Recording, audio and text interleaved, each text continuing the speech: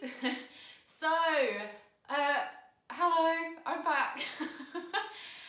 So apologies, I made this grand statement weeks ago that I was going to be bringing you stories from my sofa every Sunday, and I think I've had a hiatus for about 3 weeks, I think it is 3 weeks, but it wasn't my fault, governor. I actually really haven't been very well, and I've been in hospital, and I've been a bit terrified, if I'm going to be honest with you, but don't worry, I'm back home now, I'm so happy, back on my sofa and talking to you guys, which I love, and don't worry, because at the hospital, my main doctor was really good looking, so I had eye candy. So just saying, right? So it wasn't all bad being at hospital. Yeah, so basically the story, so far there's the Sunday sofa stories we've had, writing love letters for prostitutes, me being a horrible child and being obsessed with Postman Pat. This week, because of what I've kind of been through the last few weeks, I thought I would do it will still be entertaining, don't worry, but I thought I would do another story that would have a little bit of a moral, it would have a bit of a moral to it, I guess. And this one's going to be about remaining strong and keeping your chin up. And I'm going to call this episode The Blue City. Ta-da!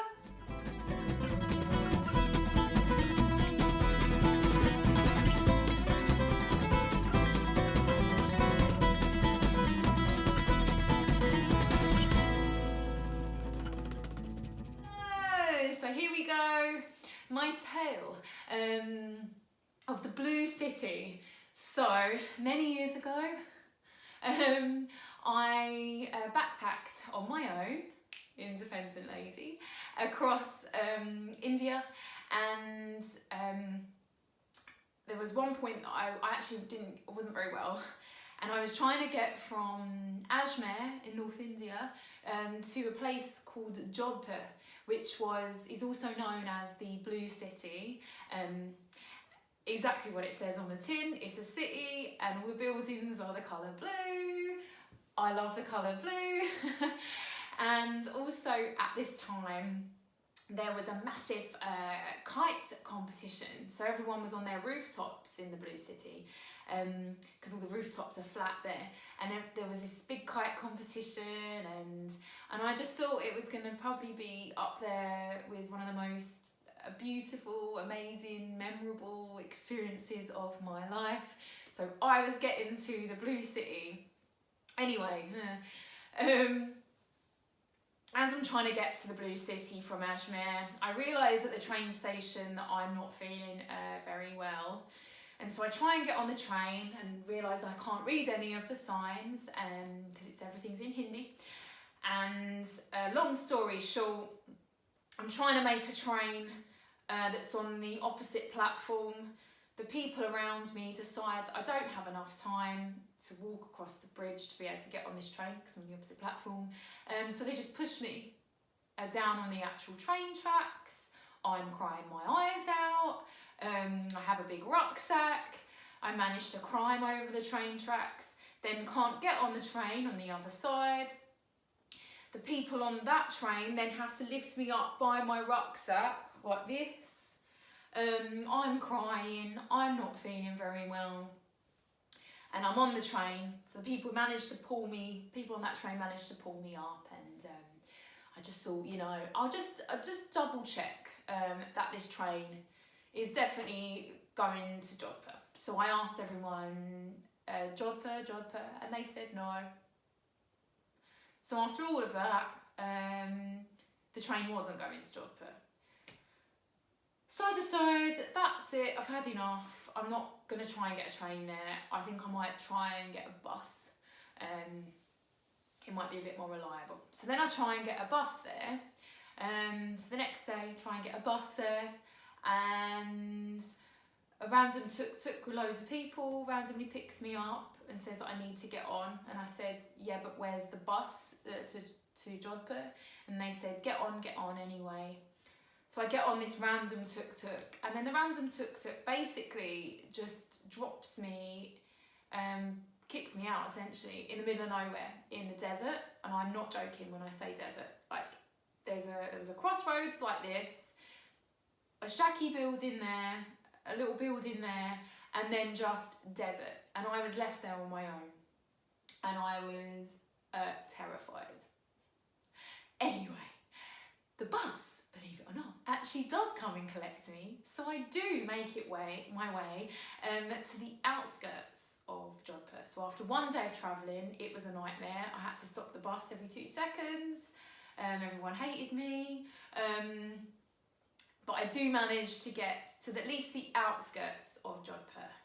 And when I get there, I ask the tuk-tuk driver, hey tuk-tuk driver, or no, because I was a bit out of it, can you take me to this hostel? Because this was long before internet on the phone, so I was having to rely on my Lonely Planet book. And so he took me to this hostel, and I got there and was just so ill. Anyway, the next day I decide I have to pull myself together. I want to see this blue city. I need to get better. So there's 3 things I need to do to sort my life out.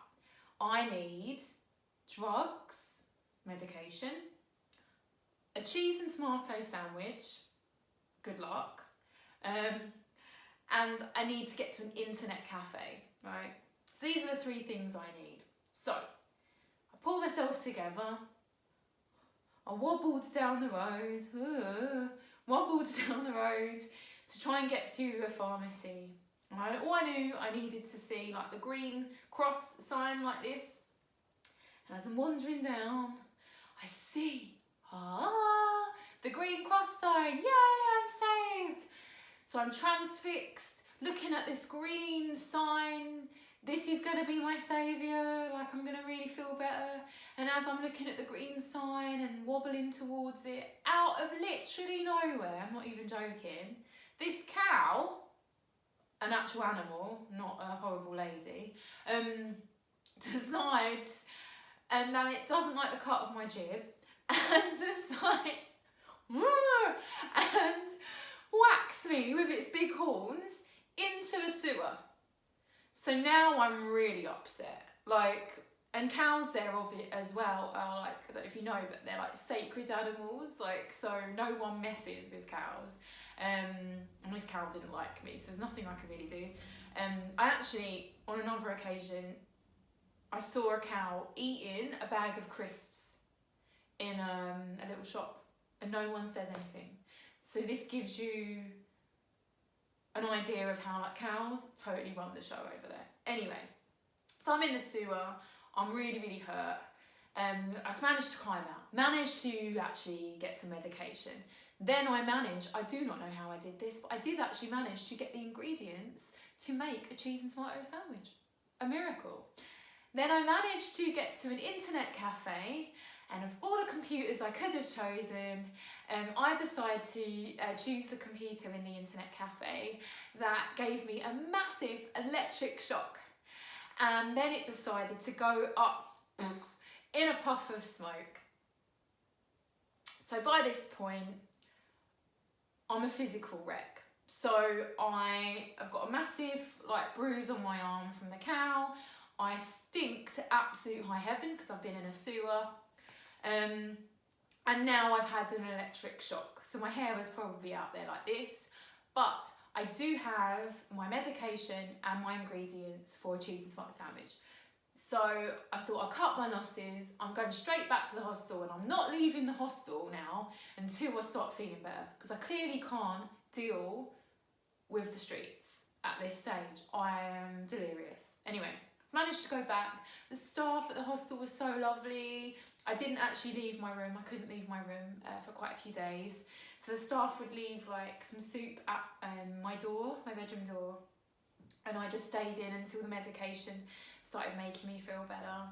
But it took me a lot longer than I thought actually to recover. And time was running out, and I knew that I would have to leave Jodhpur. the next day, and so I was really sad, like after all of that, like so getting pushed on train tracks, being dumped in the desert, being assaulted by a cow, being in a sewer, being sick, electrocuted.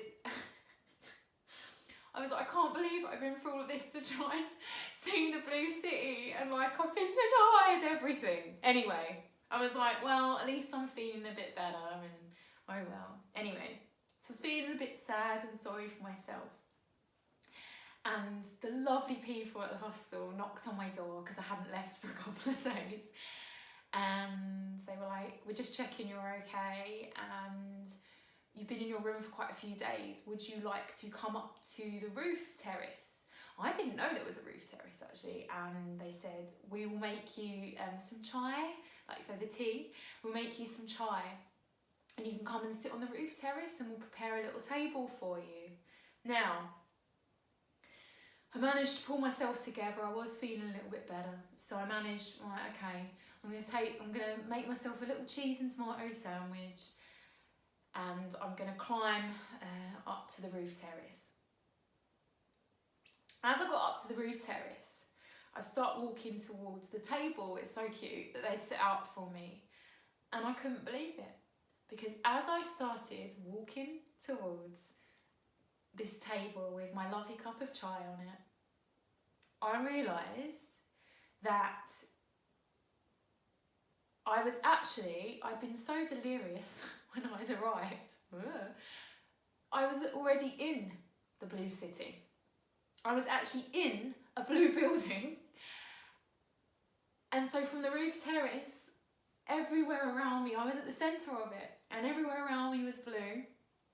And even better, everyone was on their rooftops. The kite competition was actually happening around me. And the sun was about to set. And I just remember thinking, after all of that nightmare, I remember thinking that I'm gonna, number one, remember this moment for the rest of my life. But I also remember thinking that life really can throw nonsense at you, and you can be feeling at the lowest of the low.